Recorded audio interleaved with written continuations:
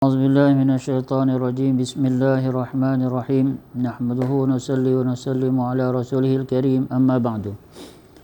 Alhamdulillah, insyaAllah kita sambung bacaan daripada kitab Al-Hadis Al-Muntakhabah yang disusun oleh Al-Allamah Syekh Rahmat Yusuf Al-Kandahlawi. Dan kita hari ini kita berpindah kepada bab yang ketiga, iaitu bab ilmu dan zikir.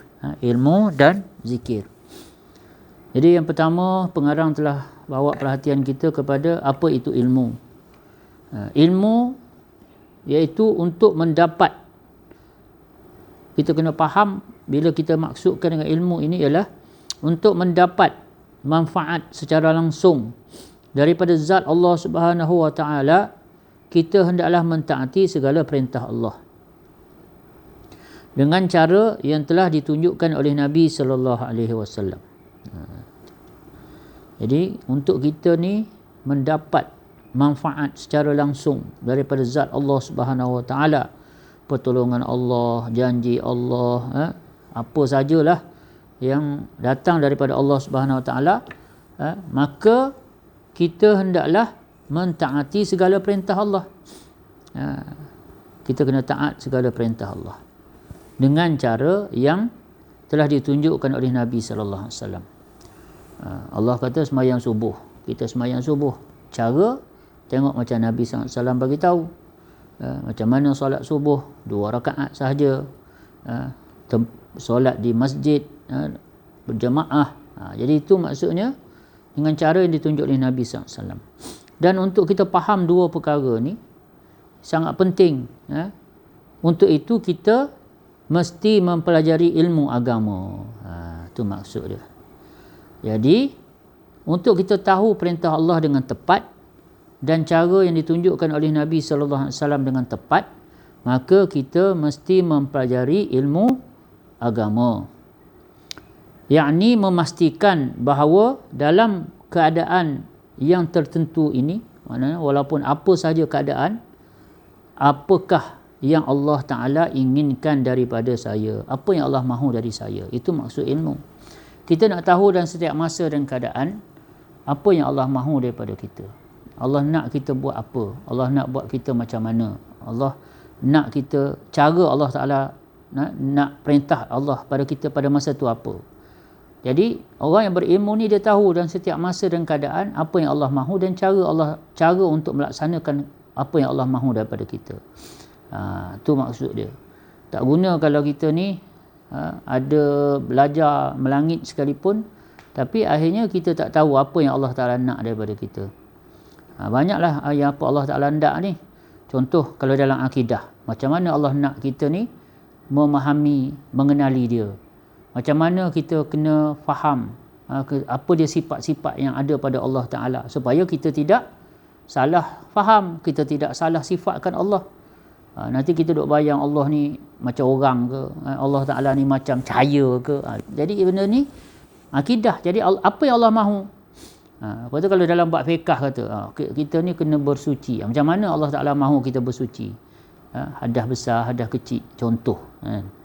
Dalam bab apa? Dalam bab tajwid. Maknanya kita nak tahu apa yang Allah mahu pada kita, cara apa yang Allah mahu daripada kita, cara kita untuk baca Quran dengan betul, tu tajwid. Kalau kita buat tafsir, maknanya kita nak tahu apa yang Allah Ta'ala mahu dengan yang tepat daripada ayat Allah Ta'ala, apa yang Allah maksudkan. Kalau kita belajar apa pun, hakikat sebenarnya adalah kita kena balik kepada apa yang Allah Ta'ala mahu daripada saya, apa yang Allah Ta'ala inginkan daripada saya. Ini baru jadi orang yang berilmu. Itulah maksud ilmu yang sebenar. Maksud ilmu yang sebenar. Jadi seterusnya pengarang telah membawakan beberapa ayat-ayat pilihan untuk memulakan bab ini. InsyaAllah kita cuba kita bacalah apa yang pengarang telah pilih tentang bab ilmu dan zikir. Jadi yang ini bab dia tumpu kepada mana ada dua bahagian, satu ilmu, satu zikir. Jadi sekarang ni kita mulakan dengan ilmu. Ayat-ayat Al-Quran di mana Allah Ta'ala telah berfirman, kama arsalna fikum rasulan minkum yatlu alaikum ayatina wa yuzakkikum wa yu'allimukumul kitaba wal hikmata wa yu'allimukum ma lam takunu ta'lamun. Surah Al-Baqarah ayat 151. Allah Subhanahu wa taala telah berfirman, nikmat berkiblatkan Kaabah yang kami berikan kepada kamu itu samalah seperti nikmat kami mengutuskan seorang rasul daripada kalangan kamu, yakni Muhammad, yang membacakan ayat-ayat kami kepada kamu dan membersihkan kamu daripada amalan syirik dan maksiat, dan yang mengajarkan kamu ajaran kitab, yakni Al-Quran, serta hikmah kebijaksanaan, dan mengajarkan kamu apa-apa yang berfaedah yang belum kamu ketahui. Surah Al-Baqarah ayat 151. Jadi dalam ayat ini berulang kali Allah Subhanahu Wa Taala menceritakan macam mana tugas hakiki ataupun tugas utama Nabi sallallahu alaihi wasallam tak lain dan tak bukan ialah untuk menyampaikan ayat-ayat Allah, untuk ajarkan tentang kitab Allah, untuk ajarkan tentang hikmah kebijaksanaan, perkara-perkara yang bermanfaat, yang berfaedah. Jadi ini semua berkait dengan mengajar, berkait dengan untuk memberikan ilmu, untuk memberikan ilmu. Jadi nak beritahu ilmu ini satu perkara yang penting, juzuk yang penting dalam agama.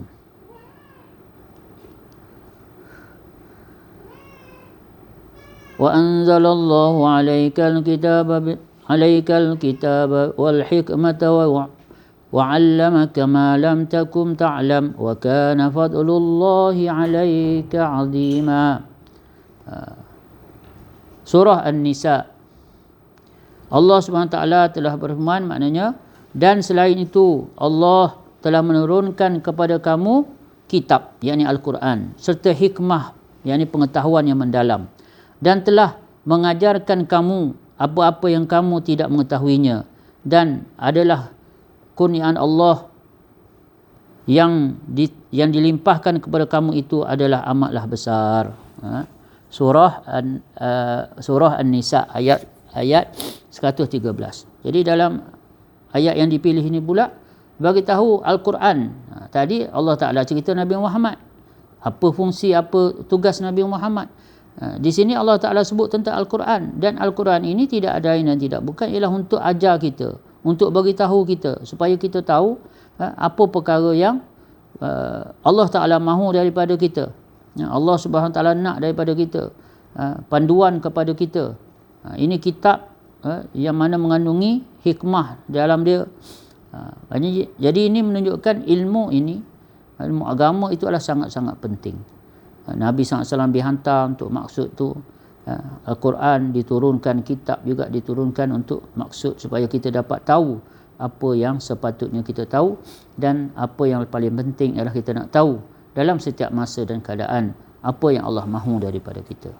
Jadi insya-Allah semoga apa yang kita dengar tadi kita dapat faham, kita dapat bawa dalam kehidupan hayati, dalam kehidupan harian kita, seterusnya kita dapat sampaikan pada saudara kita lain insya-Allah. A'udzubillahi minasyaitonirrajim. Bismillahirrahmanirrahim. Alhamdulillahirabbil alamin. Allahumma salli ala sayidina Muhammadin wa ala alihi wa sahbihi ajmain. Ya awwalal awwalin, ya akhiral akhirin, ya zal quwwatil matin, ya rahimal masakin, ya arhamar rahimin. Ya Allah, ya Tuhan kami, Engkaulah Tuhan, tiada Tuhan melainkan Engkau, ya Allah, yang Maha Esa, yang Maha Kuasa, yang Maha menguasai segala sesuatu. Wahai Allah, Engkaulah yang bersifat dengan alim, Engkaulah yang bersifat dengan Maha mengetahui. Ilmu-Mu meliputi segala sesuatu, ya Allah. Tidak ada satu pun yang tersembunyi daripada diri-Mu, ya Allah. Wahai Allah, Tuhan kami, dengan kasih sayang-Mu, ampunkanlah segala dosa kami.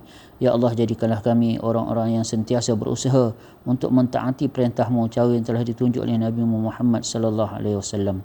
Supaya kami sentiasa peka, sentiasa kami ini sentiasa cakna bagaimana kehidupan kami, siang dan malam kami, pagi dan petang kami, subuh dan senja kami, dalam keadaan sentiasa mentaati, memahami dan mentaati perintah-Mu, melaksanakan segala perintah-Mu, dengan cara baginda Nabi sallallahu alaihi wasallam. Wahai Allah, semoga dengan itu ya Allah, maka jadilah baki-baki hidup kami ini baki-baki hidup yang akan membawa keredaan-Mu pada kami ya Allah. Baki-baki hidup yang melayakkan kami mendapat maghfirah-Mu ya Allah. Baki-baki hidup yang akan menyampaikan kami kepada cinta-Mu dan redha-Mu ya Allah. Wahai Allah, dengan berkat kami, nisbat kami sebagai umat Nabi Muhammad sallallahu alaihi wasallam, maka ya Allah, Kau terimalah harapan dan doa kami ini ya Allah. Jangan Kau hampurkan kami ya Allah, jangan Kau hampurkan kami ya Allah.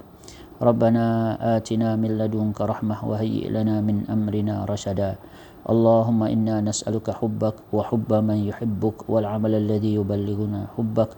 Allahumma arzuqna hubbak wa hubba rasulik wa hubba man yanfa'una hubbuhu indak birahmatika ya arhamar rahimin. Rabbana zidna 'ilma warzuqna fahma.